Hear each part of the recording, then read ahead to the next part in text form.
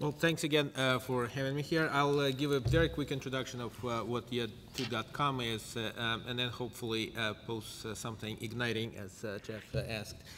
So Yet2.com is one of the survivors of the internet bubble. And because of that, and because of the fact that our website basically says nothing about what we do, my colleagues spend a lot of time explaining what we're not and what we're not doing. So I joined the company after they stopped being an internet company, so I can skip that and just say what we do. So we claim that we are the technology and innovation brokers and facilitators. And that comes with a lot of, again, kind of pressure and responsibility.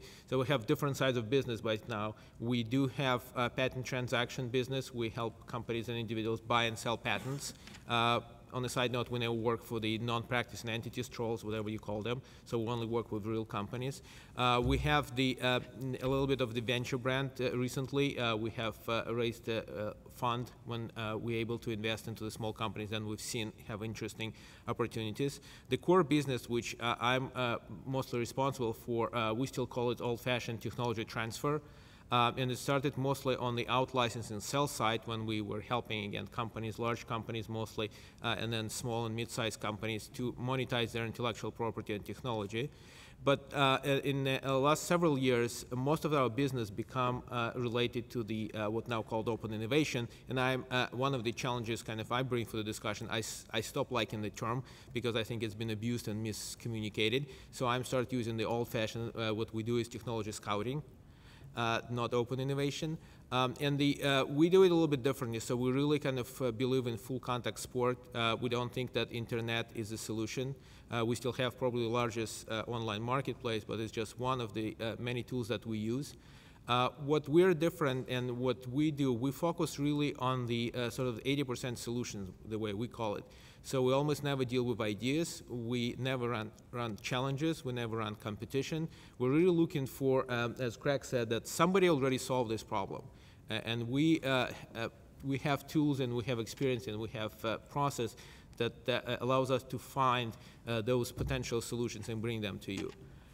So the challenge and kind of the ignite point for me is that first we see big problems in this process and try to pass it back to our clients. We see that one of the biggest problem is to selection of the right problem to tackle with. And the second, probably even bigger problem, I can tell you we never had the challenge or the need that we couldn't find a solution for. We had a lot of clients that cannot act on that. So one of the big problem is that the people and companies and organizations need to be ready for success, which is a little bit strange notion when you haven't even discussed your problem. But unfortunately, find a solution, I think, is the easy part. What you do with the solution, that's something that we're happy to discuss and kind of or leave it on the table for you to think about. Great, thank you. Steve? Yeah, great. One of the things that I've been kind of mulling over as I've been observing the title here of why we're together as a panel is, how to run effective challenges through open innovation platforms. And I think a lot of the things we've heard from Craig and a few others is really more along the lines of maybe changing the question of how do we run challenges as an enterprise, and how do we make it a part of what we do. The chemistry that Craig talked about there, to me, is pretty important because let's face it, being open is not the same thing as being disorganized, and I think that's one of the things that we've certainly learned through this process. Companies tend to come to InnoCentive to solve these problems. We have a very large network of 250,000 solvers from around the world, and access to millions of eyes through partnerships with SAP and Nature and The Economist. But what we've tended to learn over the years of, we've run over 1,200 challenges, is that there really is a methodology, and a methodology to how you get from point A to point B. And so that's, I think, a lot of the things that hopefully today we can learn from the panelists and us here today, and how to use that methodology effectively. Well, good morning.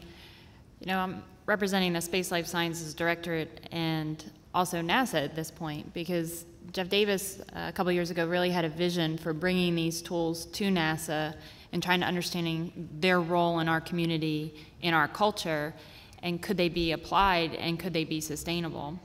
So last year we were able to secure some contracts to do a pilot study with several different types of open innovation platforms. And they've been very instructive to us about how it does fit into our world and how we can leverage off of the community at large and their creativity. And it's a very positive thing to bring the voices of the larger community back into NASA and show people how we can implement their ideas and their creativity and be open to their voices. I think it's been very helpful to be that inclusive, because I think we've in the past had kind of an arm's length perspective. You know, people could look at it and idolize it, but never thought they could be part of it or touch it, and it's made it just more tangible to folks. The different platforms we used ranged from crowdsourcing to technology scouting, internal collaboration tools, and even software coding. You know, there's going to be a lot of great questions today that'll help draw out discussion of how you go about developing the material that go into any one of those platforms, and the decision process you have to start to evolve for yourself of which platform is appropriate for what material. You know, just like there are no stupid questions, there are no stupid challenges, but you could not be fully prepared for the challenge platform you've chosen. So we've really tried to, at this point, do some analysis and say, if we didn't get an answer, is it really a zero? Is there really nothing out there and we have to go, you know, develop this from scratch and create a project around it? Or did we not get an answer because we didn't appropriately ask the question or pose the challenge? So we're at that level of analysis. There's also some understanding of how open we are to the solutions. We actually held an internal workshop yesterday, and part of the discussion was, you know, we've tried to understand not biasing the solution by doing a good job of developing the challenge. But if you inadvertently limited those who are selecting the answers, if they're not open to something new, then you're not going to get a solution that's out of the box, because you're not going to be accepting to it. So we're very aware of those potential traps that could make these tools unsuccessful. Another point that was brought up earlier was the intangible or the role of non-monetary awards, and that, you know, as Kareem pointed to earlier and Craig just a moment ago, how strong that is for people, and never to underestimate. You know, we have a lot of discussion about how much should the award be, and did we have enough funding for that, and was that appropriate? But really, it's not about the money. And you have to start to really come to an understanding of those non-monetary drivers and motivators, because it's important to our community to understand that, because you understand the community at large better and how they're responding to you. So we consider all of our pilots to have been very successful, but not necessarily in just generating solutions. It's what we've learned from them. We have every intention of continuing our work through all of the platforms in a variety of different ways. It's just a matter of working within, as Bev mentioned earlier, the infrastructure we have and the procurement that we do. And once we leverage off of that, I think the best news we had recently was what Robin brought to the table in terms of the American Competes Act, and that really threw open the doors for a lot of different ways that we can do business. We have to understand a little bit more. There's going to be a lot of dialogue, I'm sure, with legal and procurement about how we go do those things, but it's definitely opened it up for us. So we're looking forward to the future and implementing more in the near term, and we're already developing more challenges.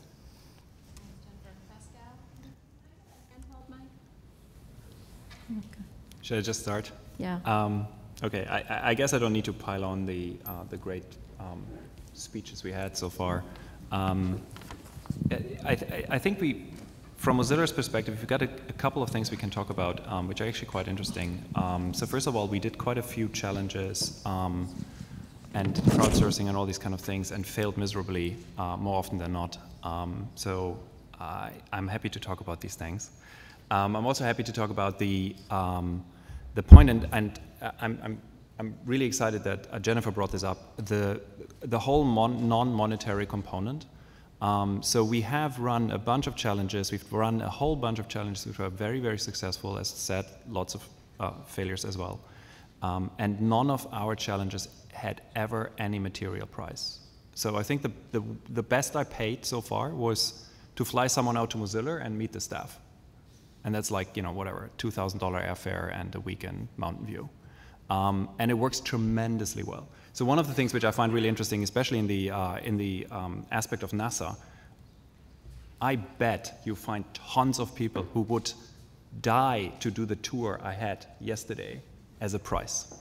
Like, I had the discussion yesterday with Kareem about like the monetary value, and I was at a panel with OpenIDEO where the guys from IDEO talked about the transaction economy and like people are, you know, driven by the transaction. To a large extent, I don't buy that, at least not for the challenges we run. So happy to talk about that.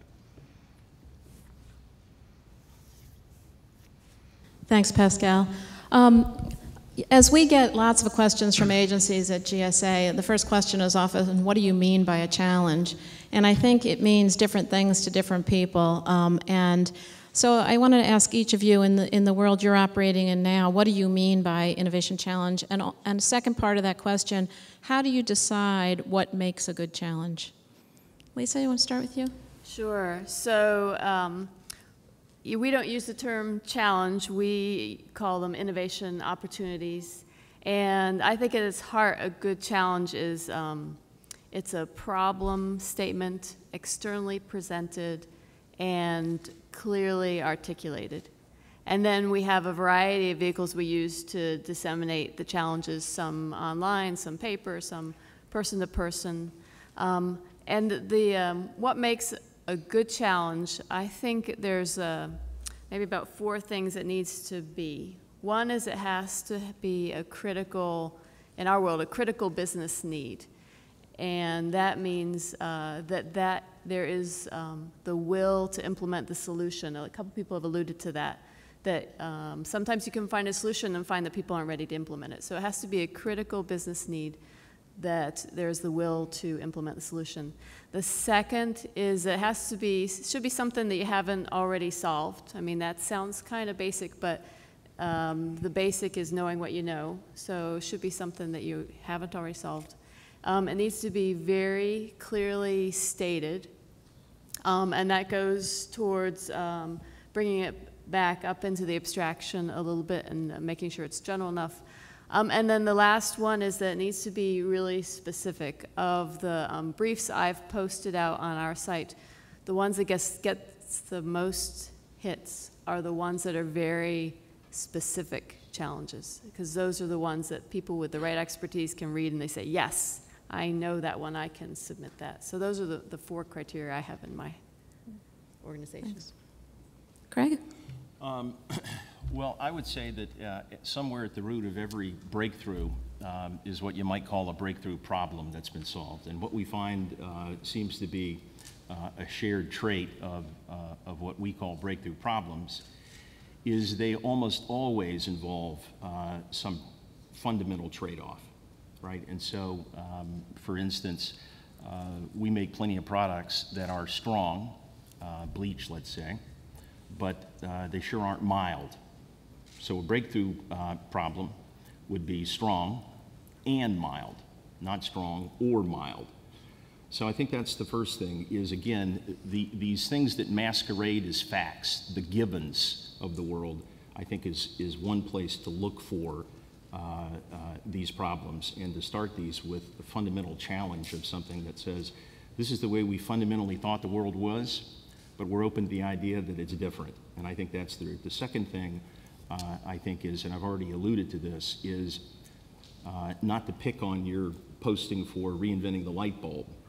But when you phrased it that way, you've almost automatically limited the potential universe of innovators to people that know something that when you say light bulb, a light bulb goes off in their head, literally.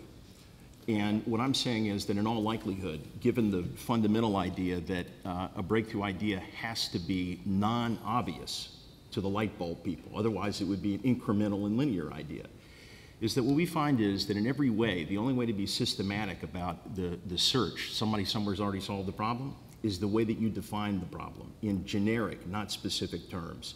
Because when you do that, you make it easier for people, which is where the solution is going to come from, who would have said prior to seeing your post, they know nothing about light bulbs. It needs to be written to those people.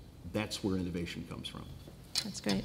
Eugene, I think you used the term technology scouting, and so how do you determine what makes a good thing to do a technology scout on? Yeah, well, I'll add a little bit more to the confusion of terminology, right? So we also don't call it challenges, so we call it needs. And I can tell you that there are companies who call it wants, and there are a few other terms out there in the world.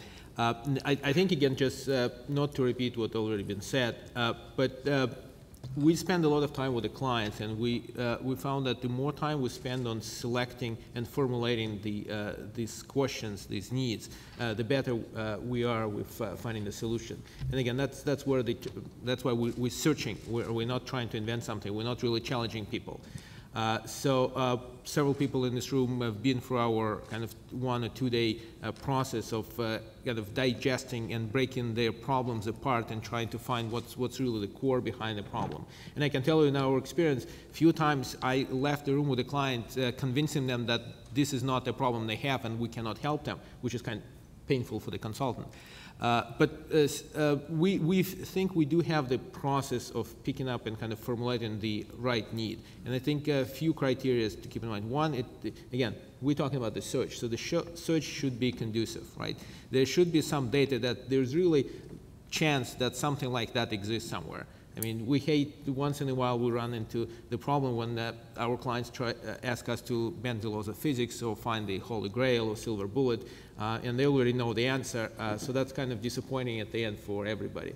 Then obviously the readiness to accept and to deal with solutions at different levels, because sometimes the solution might not be in the right form, might not be packaged right for you to deal with. So there should be, organization should be ready to deal with whatever we find, because yeah, we might not find exactly what thing, but the best case scenario. And at the end is really, as Craig mentioned, I think we always try to strip the problem from application specificity if we can. I mean, obviously, if we formulate the problem for NASA, and we had those examples that say that we need to have something specifically to send it to space, I mean, there are you probably know better than anybody else all the people who work in the space exploration. So the best chance for us to find something and bring the value for you is if we can formulate it something in the absolutely application neutral way, so people who never thought about space or NASA could actually look at this and think that they have a solution. So I think there's no definition, but there's a process of how you can rank and select and find the better versus not such a good problem. And of course, the old saying that the right question is half the answer. I think it works very well. So if, and sometimes you really have 2 or 3 problems within one problem that you come up with. Great. Steve, how do you define it at Innocentive? Yeah, I think what's interesting about what we're talking about here is really the fact that you have problems, you have needs, and what a challenge does is a challenge is really just taking that and articulating it in a way and calling it a challenge so that you can get a broad audience to participate. And so there's a difference between problems and challenges. Challenges may be the things that you're looking for that ultimately solve your problem. And I think it's somewhat broad and maybe a little bit undefined, so I thought maybe a couple examples would kind of help us think about it, because I think challenges, when people think of Innocentive, a lot of times they think of technical or scientific challenges. Maybe when they think of Yet To, they think of a certain type. But talking about broadly challenges, you can really run them as technical or business-oriented, and you can really run them as either ideas, looking for ideas, or you can be asking for discrete or definitive solutions. And so I think when you think about an idea, you might be saying, you might be asking the public or asking a solver, what are some marketing messages that I could use to help get young men to shave? I mean, these are some real examples. What are some different ways that I might be able to affix a medical device on the inside of an artery wall? And so these are looking for ideas, both business side and more technical side. When you're looking for something maybe a little bit more of a discrete solution, Certainly from a technical side, you could think of a lot of examples there, but one might be, looking for a specific compound that has this certain structure that we're looking for, or perhaps you want somebody to develop an algorithm based on a certain data set that you have. And then, of course, from the business side, you can ask for maybe a marketing plan. And we have a current product, and we're looking for people to give us a business plan for a new market that we might be able to enter with that product. So hopefully giving a few examples is kind of helpful to the audience. Thanks. Jennifer, I know NASA has really been a pioneer in this field, and NASA has done challenges with Innocentive and Yet to Come and others. And how do you decide what would make a good challenge at NASA and whether you do it externally or internally? So we knew that we needed a process to decide how the material was going to come forward and then be worked on to get into in shape to be able to put on a platform, whether it be internal or external. And really, we tried to structure our internal work in terms of articulating risks, and then there are elements of those risks. There's things we either can't solve, don't know, and we refer to them as gaps. So I'm going to add to the language confusion for a second before it gets more clear. And we decided that what we call gaps, so it's good to use a word as long as you define it and you all agree on the definition. So we've internally agreed on these things. And this is specifically for my directorate. I wouldn't say it's NASA-wide yet, but Jeff is actually working on a group that's going to take it a level higher, so maybe process-wise it could have a broader implementation. So these gaps were really the raw material that could become challenges. And we asked each group to really evaluate with their peers and their colleagues what it was about this gap that they needed solved or didn't know or couldn't do internally. Where was the need or what was the challenge? And it was at that point, through a lot of discussion and kind of iteration, we started to formulate what material was going to then go forward and had a higher likelihood of fitting into one of the platforms based on some other evidence that's been brought forward by, some other professors at Harvard and, the academic work that's out there to help instruct us and be intelligent about our choices. And we were able to kind of divide, but we also were a little conflicted because we said what would really be cool is to take, say, the same 6 challenges and run them in platforms side by side to understand the difference, the costs and benefits of each one. And we didn't have enough, I guess, resources or time to really run that study, but we've attempted it in such a way that we thought, it was pretty clear we had challenges that fit in the incentive, crowdsourcing, more the technical side. We thought these were either going to give us a rock solid, nothing's out there, or we're going to potentially get a good hit. And then we had other ones where, we really needed someone to scout out some collaborators and it was more of a technical need that we needed some partnership on to even be able to articulate the problem better and do more homework. So that's something that would have gone into the yet to come realm. We also had an internal platform that was customized for us by Innocentive where we said, we know as an agency it's very difficult to communicate across 10 centers, around 80,000 people, to know what any one person is doing. And we said, should we start in a phased way? Should it start internal first? If you get no answer, then you start to decide what's the right external platform. So there's a little bit of process overlay, but we didn't want to be strict in terms of this is the recipe and that's how you follow it, because it's not about being cookie cutter. That kind of is, in contradiction to what the idea of these tools are. So there's some process flavor, there's some art to it and creativity, and there's some intuition to it, and then there's the freedom to be wrong. There was no bad negative consequences to the person for inadvertently not making maybe the best choice. We really enforced the idea that we needed to discuss it and learn some lessons from it, and then maybe develop some process or guidance advice for people in the future.